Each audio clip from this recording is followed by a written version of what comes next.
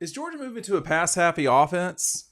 That's what Greg McElroy was asking yesterday, and you know we're going to see. One of the things that he was talking about is something that we talk about quite a bit. Matt and I have talked about quite a bit. Ryan, everybody in the Dog Post crew, which is considering that the running backs are dinged up right now, and that they are not Nick Chubb and Sony Michel and DeAndre Swift. Is Georgia gonna tick away from that a little bit? They could, and that you don't have Stetson Bennett as your quarterback anymore either. So there's a lot of stuff going on at Georgia. One thing Kirby talked about not that long ago was that you can adjust around guys. You're allowed to make adjustments as coaches. These are my words, not his. But he's right. I mean, you don't have to just run into a brick wall. You can choose to throw the ball too, and you can throw the ball to your running backs. Your quarterback can run. I mean, the rules are the rules. It's really important to take advantage of everything you've got. And Georgia's got a lot of really good players. They got a lot of really good receivers. Dominic Lovett, an addition from Missouri to this team, he could really be. I mean, he is the so-called newcomer I would watch more than anybody else on this team. I'm trying to think of someone who's joined the team since the last year. I think he is the person to watch more than anyone else, just because of production. I mean, he looks like Kenny McIntosh. I mean, you get confused. Who is that? Kenny McIntosh? He looks a little bit bigger than Kenny McIntosh. So, or shorter, really, I guess, but slightly different than Kenny. But if you're getting confused with Kenny, that's a good thing in my mind. So I don't know. I think that one thing that Greg was talking about is that Carson Beck is more a traditional quarterback. Back in one thing Greg talking about, backing up stuff that I've talked about for some time now, which is that Carson will steal plays for you. He will steal yards. If it's 3rd and 6, Carson is more likely to, try to complete the pass. Well, Stetson was the same way, but Stetson could steal you 6 yards. He could certainly steal you 3 or 4, just with his ability to not take a sack. And that's not going to be as prevalent in this offense. But, there are things that Carson does really well and better than Stetson did. And I think that's typically more with his arm. So could this be a different type of offense? Greg's question was, is Georgia moving to a pass-happy offense? I don't know. Make sure you're taking advantage of this offer that's running out, okay? We're running out of magazines. We're running out of time. If you sign up today with the link down below, you'll get our 2023 season preview included. You're going to get, that's for free. You're going to get a shirt from Red Zone that's free. You're also going to get 20% off any item in Red Zone's store. Take advantage of this offer right now. The link is down below. In addition, if you have purchased Double Dogs, okay, I'm going to give you a month free, but you have to sign up right now down below. Take advantage of this while you can, because I can tell you right now, the offer is not going to last much longer. So you have been warned. I don't know. When you start thinking about what Carson can do well, and there's a lot of stuff he can do well, his execution was very good a season ago in terms of throwing the ball. Very few incompletions, no interceptions. I want to see what it's like for him to throw an interception the first time, like a bad ball or a tipped ball or something like that. That's what I want to see. Bad decision. Yeah, I don't know that people want to see that, but even then, how do you recover from that? The thing that whenever I talk about that I think about DJ Shockley, and here's why. I mean, it's not that Shock threw a lot of interceptions, but he threw one that was, deadly in that 2005 game at Tennessee. And, this was a Georgia team. We did not at the time know how bad Tennessee would be, but this was a matchup between two ranked teams. Georgia was the number 5 team in the country. Tennessee was number 8. And Shock threw an interception. I can't tell you exactly when it was. I guess it was in the 3rd quarter. Yeah. So Georgia was up 13-0 in the third quarter, they had control of the game, but right during when Georgia was sort of trying to put the game away,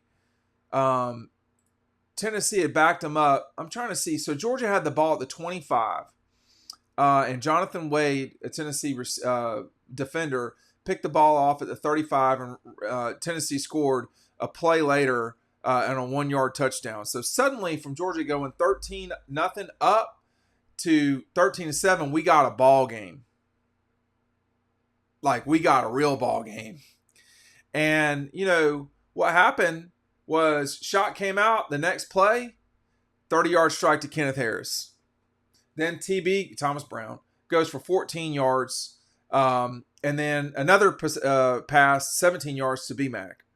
So Georgia gets all the way down to the 10-yard line, and Shockley, DJ, fumbles the ball at the 7 at the 10 after he ran for 17 yards. Georgia was going to put that game away.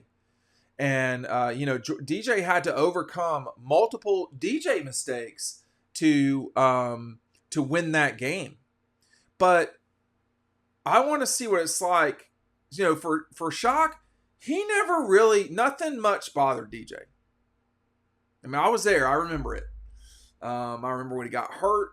That cost them the Florida game in 2005. I remember when, that I very clearly remember how loud Neyland was at that moment, because Georgia had stopped Tennessee. I mean, they'd not scored. First of all, they were barely moving the ball on this Georgia defense. This was when Clawson was Tennessee's quarterback. 4 plays, 40 yards, 4 plays, 3 plays, interception, fumble, punt after 3 plays, and then punt after 11 plays. I mean, Tennessee couldn't do anything. And then they got that interception. They got basically, it was not a pick six, but it was a huge momentum swing. And for Shock to come out right after that and just go, that's what you want to see. How does Carson react to those moments? That's one of the few things those are some of the last things we just don't know about Carson, is how he deals with pressure, because the pressure on Shock at that moment was tremendous. And he responded. And Thomas, Flowers responded soon thereafter. Thomas Brown, BMAC, Quentin Moses. That team, rest in peace, that team was gritty, tough, old. They depended on each other. They loved each other. And they, Shock, not dissimilar to Carson Beck, was someone who, had played, and certainly Shock played more than Carson did at pivotal moments. But, Shockley was not the starting quarterback for the first 3 years of his career at Georgia, no matter how good he was. And he was good. And so, to me, this situation, I'm just now thinking of it, this situation coincides more than any other situation that I can recall where the quarterback coming in, starting in their what presumably is their final season at Georgia. This is much more like that than Joe Cox and then Joe Tereshinski in 2006, Joe Cox in 2009, Hudson Mason in 2014. We've just not seen. This is more like Shock's situation than anybody else in the last almost 20 years. I cannot believe it's been almost 20 years since DJ has been the quarterback at Georgia. But if you look at DJ, he looks old. No, he does not look old. I look forward to him giving me grief for that comment, though. Those guys loved DJ, and we're going to see if Carson has the same sort of effect on this team. Shock had a very important tight end, Leonard Pope. Carson has a very important tight end, Brock Bowers. He's replacing when David left, that's obviously Brock Bowers. When David left Georgia, he was the winningest quarterback in college football history. He had won more games than anyone else. In our modern lifetime, no one's more, actually maybe in history, no one's won more national championships as a starting quarterback than Stetson Bennett. No one's won more. So the task is a serious one. Is Georgia going, quote, pass happy? No, I don't know about that. I mean, Mike, they want to run the ball, man. You should see him clench his fist after games. Like when Georgia's won.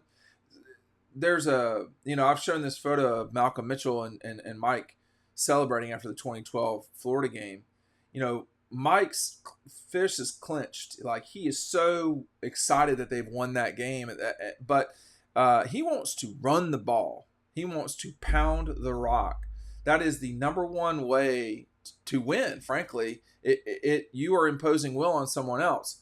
But they're not going to get away from running the football. They have really good running backs. Kendall Milton, Edwards, Rob. I mean, they got guys. But right at the beginning, but you need to be able to win in different ways. And Carson Beck's going to give them the ability to really win it by throwing it, just like Stetson Bennett did.